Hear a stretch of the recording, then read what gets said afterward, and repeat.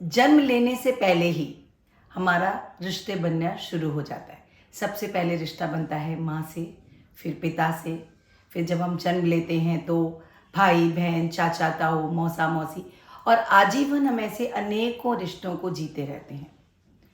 हर रिश्ते की अपनी डिमांड होती है, हर रिश्ते की अपनी ज़रूरतें होती हैं, अपनी आवश्यकताएं होती हैं, पर कुछ चीज़ें ऐसी हैं जो हर रिश्ते में बहुत बहुत बहुत ज़रूरी हैं।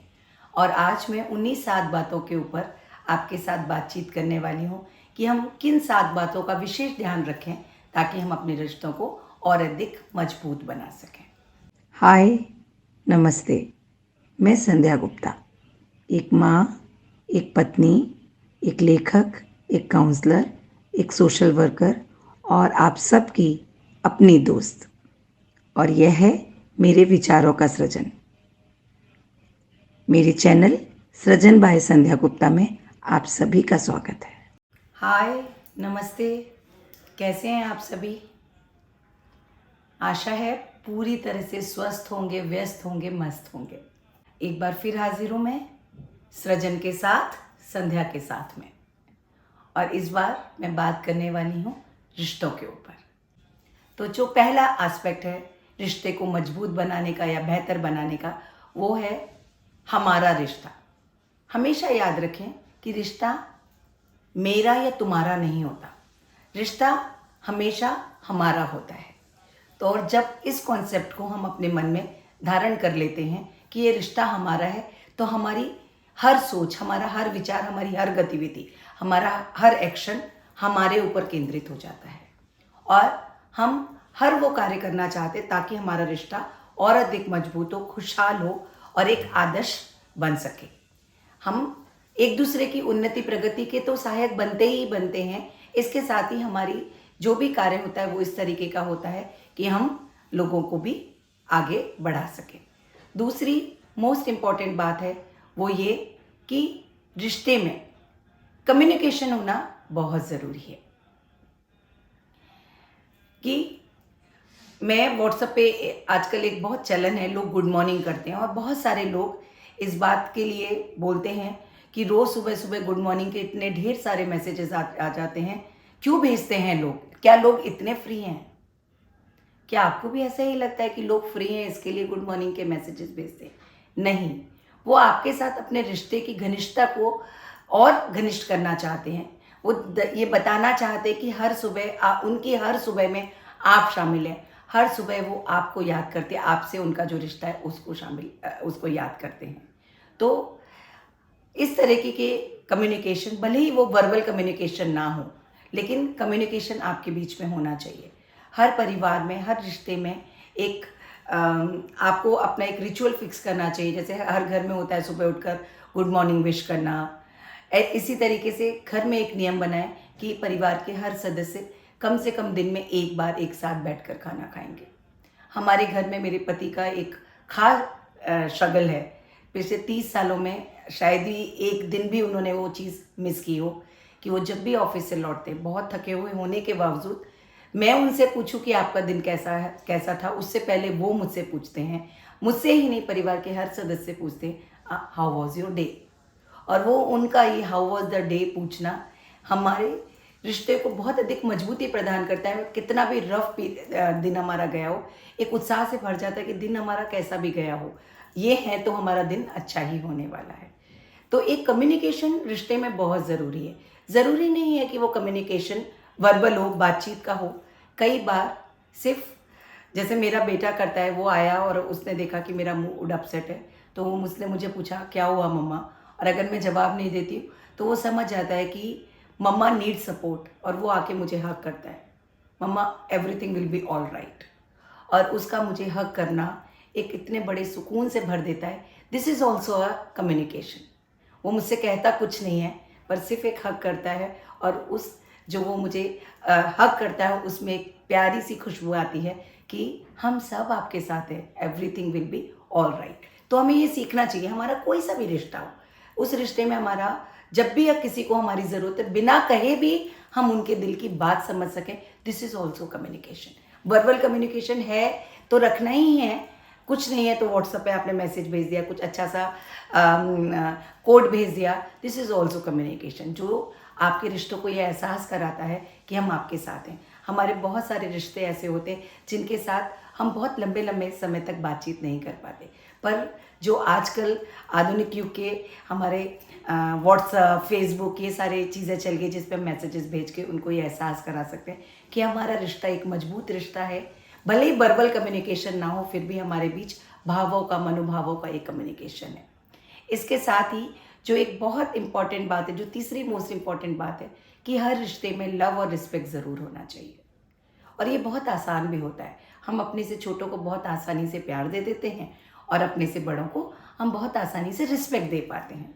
लेकिन लव और रिस्पेक्ट उस वक्त देना जब किसी छोटे के साथ आपका कोई डिफरेंस ऑफ ओपिनियन है, या किसी बड़े के साथ आपका डिफरेंस ऑफ ओपिनियन है, और उस डिफरेंस ऑफ ओपिनियन को ग्रेसफुली एक्सेप्ट करना, विद रिस्पेक्ट एक्सेप्ट करना, ये है रिश्ते का रिस्पेक्ट करना। और अपने प्यार को वैसे ही बनाए रखना, ये है रिश्ते में प्यार को रखना। हो सकता है आज बहुत आसानी से हम लोग कहते हैं जनरेशन गैप आ गया है, बच्चों की सोच हमारी सोच से बहुत फ़र्क हो गई है। आज के बच्चे ऐसे हैं, आज के बच्चे वैसे हैं। बच्चे वही हैं जैसे हम बच्चे थे, बस कम्युनिकेशन, उनका सोचने का तरीका हमसे डिफरेंट है, पर वो गलत नहीं है। इस बात को रिस्पेक्टफुली एक्सेप्ट करना। अगर आपको ऐसा लगता है कि बच्चे ने कोई बात कही और आप उसको एक्सेप्ट नहीं करें, तो आप अपने मन से इस बात को रखें, इस मन को रखें कि वो एक इंडिविजुअल है, उसकी अपनी सोच है, उसकी थिंकिंग है, वो जो कह रहा है वो सही कह रहा है। अपनी कोई भी चीज़ किसी भी रिश्ते में थोपे नहीं। बहू है, बहू ने कुछ कहा, तो बहू ने अगर कोई सजेशन दिया घर के लिए, परिवार के लिए, तो बीइंग अ बहू वो सजेशन नहीं दे सकती। या मैं सास हूँ, मैंने ये कहा, मेरी बात। तो ये ईगो वाली जो फैक्टर है, अगर उसको हम साइड निकाल देते हैं और किसी भी सजेशन को, किसी भी डिसएग्रीमेंट को अगर रिस्पेक्टफुली एक्सेप्ट करते हैं और अपने प्यार को वैसे ही बनाए रखते हैं, तो ये रखना रिश्ते में बहुत ज़रूरी है। ये बात आपके रिश्ते को बहुत अधिक मजबूत बनाती है। इसके साथ ही, जैसे कि मैंने पहले सेकंड पॉइंट कहा, कम्युनिकेशन भी बहुत ज़्यादा ज़रूरी होता है। मेरी बेटी हमेशा, अगर मैं उससे कभी किसी बात पे नाराज़ हूँ और मैंने कहा मेरे को बात करने का मन नहीं है, तो वो हमेशा मेरा हाथ पकड़ के मुझे बैठाती है और मुझे कहती है, मम्मा लेट्स टॉक। तो let's talk is the key for your relationship. रिश्ता निभाते वक्त एक बात और याद रखनी है कि हर रिश्ते को अपना क्वालिटी समय दें। क्वालिटी टाइम से तात्पर्य है कि आप उनके साथ बैठें, उनके साथ गेम्स खेलें, उनके साथ पिकनिक पे जाएं, मूवीज़ जाएं, उनके साथ अपने मन की बात करें। ये ज़रूरी नहीं है कि ये सारी एक्टिविटी आप उनके साथ करें। कई बार बिना बोले, बिना कुछ कहे, सिर्फ हाथ पकड़ कर बैठ जाना ही एक क्वालिटी टाइम व्यतीत करना होता है। तो क्वालिटी टाइम व्यतीत करना हर रिश्ते की एक आवश्यक तत्व है और आपको हर रिश्ते में क्वालिटी टाइम ज़रूर देना चाहिए। इसके साथ ही एक बहुत ज़्यादा इम्पॉर्टेंट बात है केयर। हम सभी रिश्ते में केयर भी करते हैं, परवाह भी करते हैं, सबकी ज़रूरतों का ध्यान रखते हैं, उनके सुख में, उनके दुख में शामिल होते हैं। लेकिन जैसा कि आप लोग जानते हैं, मैं नारायण रेखी से हूँ और राज दीदी हमेशा कहती हैं कि अगर आप किसी की परवाह करते हैं, प्यार करते हैं, तो प्यार करें ही नहीं, दर्शाएं भी। उनको बताएं कि आप उनकी परवाह करते हैं। कभी कभी स्वीट से उनको आई लव यू कह देना, या कभी प्यार से कुछ अच्छा सा संदेश भेज देना, या तुम्हारे बिना मेरा जीवन में ये कमी है, या तुम नहीं होती हो, या मुझे अच्छा नहीं लगता। ऐसी छोटे छोटे से जो कोट्स हैं, कोटेशंस हैं, आप जगह जगह रख सकते हैं। हस्बैंड ऑफिस गए हैं तो उनको व्हाट्सअप कर सकते हैं, बच्चों को, बहू को, बेटे को, रिश्तेदारों को, उनसे रिलेटेड कुछ उनको इम्पोर्टेंस दर्शाते हुए, उनका प्यार दर्शाते हुए आप कोटेशंस भेज सकते हैं, उनसे कह सकते हैं। ये कहना आपके रिश्तों को और अधिक मजबूत बनाएगा, क्योंकि जब आप कहते हैं और भले ही आप कर ना पाए, पर आपने कहा है, तो उनके बैक ऑफ द माइंड में वो चीज़ होती है कि ये मेरे को बहुत अधिक प्यार करते हैं। तो आपके द्वारा कहा गया कोई भी नकारात्मक शब्द या कोई भी नकारात्मक स्टेटमेंट भी उनको प्रभावित नहीं करता। उनको हमेशा एक सकारात्मक सोच देता है कि ये मुझसे प्यार करते हैं, इसके लिए इस तरह की बात कर रहे हैं। फिर आप सोचते हैं मुझे अपने भीतर क्या सुधार करने की ज़रूरत है। तो ये बहुत अधिक आवश्यक है कि आप जो भी उनकी प्यार, उनको कद्र करते हैं, परवाह करते हैं, उसको दर्शाएं भी, बड़ों को बताएं कि आप उनकी प्यार करते हैं, उनके पास बैठते हैं, उनको बताएं कि मुझे आपकी बहुत परवाह है, पर समय के कारण मैं इतनी ही देर आपके पास बैठ पाती हूँ या इतनी ही देर आपकी सेवा कर पाती हूँ, उनको बहुत अच्छा लगेगा। इसके साथ ही जो बहुत इम्पॉर्टेंट बात है वो है कि हम जो परवाह और कर रहे हैं, कद्र कर रहे हैं, उसमें हमारा भाव भी जुड़ा होना चाहिए। कि आप भले ही कई बार ऐसा होता है, वर्किंग लेडीज़ होती हैं, वो अपना समय नहीं दे पा रही होती हैं, लेकिन उसके लिए उन्होंने उनकी हेल्प करने के लिए हेल्पर्स को रखा है या उनको रखा है, तो समय समय पर आप उन हेल्पर्स को गाइडेंस देते रहें कि इस वक्त उनको खाना दे दें, इस वक्त उनका दवाई का समय हो गया है। ये भी परवाह का एक रूप है। और जब बड़े घर के बुजुर्ग ये देखते हैं तो उनका मन से सिर्फ आशीष और आशीष ही निकलती है। एक जो छठवां इम्पॉर्टेंट पॉइंट है कि हर रिश्ते में अपना सर्वोत्तम दें। सभी जानते हैं कि अगर जब दो लोगों के बीच में रिश्ता होता है या दो संबंधों के बीच में, जो दो लोगों के बीच के जो संबंध होते हैं, वो हमेशा 50-50%, आप कुछ आप देते हैं, कुछ आधा आप देते हैं, आधा आप देते हैं। पर ये हमेशा ज़रूरी नहीं कि आप 50-50% ही हमेशा दें। कई बार ऐसा होगा कि एक पार्टनर 50% दे पा रहा होगा पर दूसरा पार्टनर 50% देने की अवस्था में नहीं होगा। ऐसे समय में आपका 50% तो देंगे ही, और जो दूसरे पर्सन को अपना 50% देना था, वो अगर 30% दे पा रहा है तो उसके हिस्से का भी 20% आपको देना है।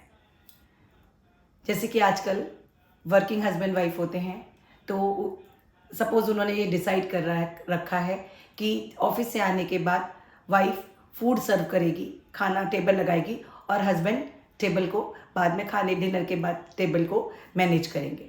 अगर सपोज वाइफ देर से ऑफिस से आ रही है और वो अपना खाना सर्व नहीं कर पा रही है, तो हस्बैंड अपना खाना भी सर्व कर सकते हैं और टेबल क्लियर भी कर सकते हैं। और अगर ये रोज भी करना पड़े तो ज़रूर करिए, बिकॉज आपका ये जो एक्स्ट्रा 20% है, एक्स्ट्रा 30% है जो आप दे रहे हैं अपने रिश्तों को, वो आपके रिश्ते को और अधिक मजबूत बनाएगा। तो हमेशा हमेशा रिश्ते में 100% दें, भले ही वो अकेले आपको ही देना पड़े, क्योंकि आप देंगे तो दूसरा ऑटोमेटिकली पूरे प्रयत्न के करके अपना 50% देगा। और 7th most important thing is personal space. आज के समय में हर किसी को पर्सनल स्पेस की ज़रूरत होती है।